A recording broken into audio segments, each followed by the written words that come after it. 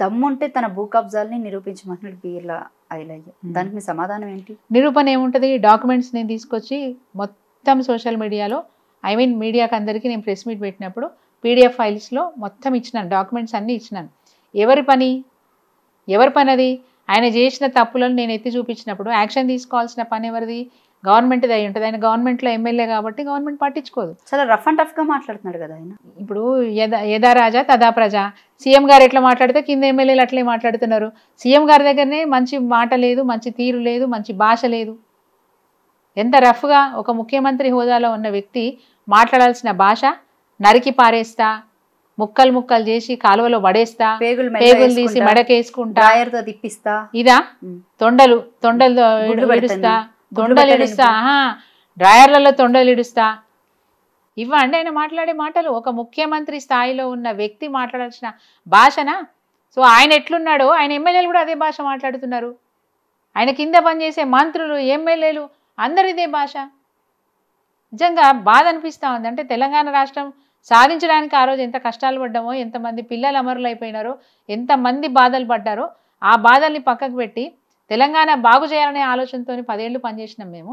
But ఈరోజు తెలంగాణను వెనుకకు తీసుకుపోయే క్రమంలో కాంగ్రెస్ పార్టీ పనిచేస్తూ ఉంది. నిజంగా కూడా బాధాకరమైన విషయం. బిర్లా ఐలయ్య కారణంగా అక్కడ ఉన్నటువంటి సబ్ రిజిస్ట్రేషన్ ఆఫీసర్ ఎవరైతే ఉన్నారో ఆయన వల్లనే సస్పెండ్ అయ్యారని అంటున్నారు. దానికి సమాధానం 100% ఇతని వల్లే సస్పెండ్ అయ్యాడు. ఎందుకంటే డిటిసిపి లేఅవుట్ లేకుండా ప్లాట్లు కొట్టే అవకాశం కానీ, ఒక నాన్ అగ్రికల్చర్ ల్యాండ్ అంటే డిటిసిపి పర్మిషన్ లేకుండా, లేఅవుట్ లేకుండా భూమిని ప్లాట్లుగా కొట్టి అమ్మే అవకాశము, రిజిస్ట్రేషన్ చేసే అవకాశం ఉండదు. బట్ సబ్ రిజిస్ట్రార్ని బెదిరించి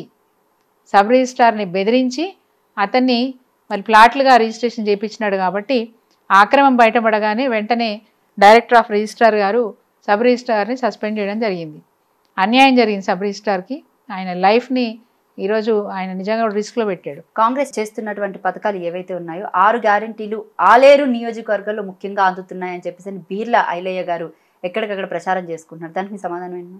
అసలు 6 గ్యారెంటీలు అమలైంది ఏంది? బస్సు ఒకటే కదా, మహిళలకు ఉచిత బస్సు అన్నారు.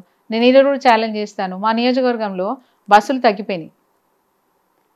తగ్గిపోయినాయి. రెండోది, మారుమూల గ్రామాలకు కూడా మేము గతంలో బస్సులు వేసిన సందర్భాలు ఉన్నాయి. రిక్వెస్ట్ చేసో, బతిమాలో, బామాలో, మొత్తానికి కుగ్రామాలకు బస్సులు లేకపోతే ఒక్క ట్రిప్ అన్న ఆ ఊర్లోకి వెళ్ళి రావాలని చెప్పి మేము ఏర్పాటు చేసుకున్నాం.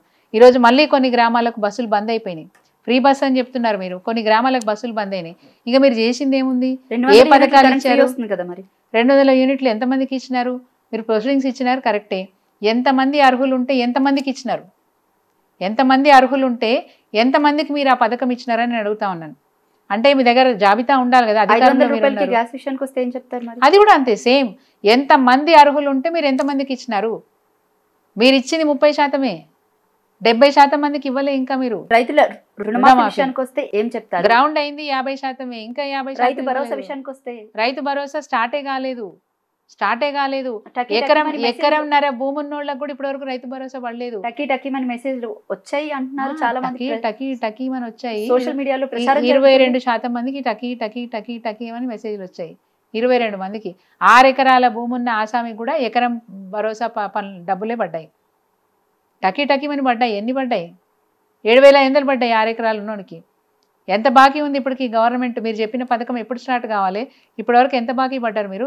22,500 రూపాయలు ఒక్క ఎకరం ఉన్న రైతుకు బాకీ పడ్డారు మీరు. అసలు రైతు బంధు 2 సీజన్లు ఎగ్గొట్టినారు మీరు. రైతు భరోసా కాదు, 2 సీజన్లు రైతు బంధే ఎగ్గొట్టినారు.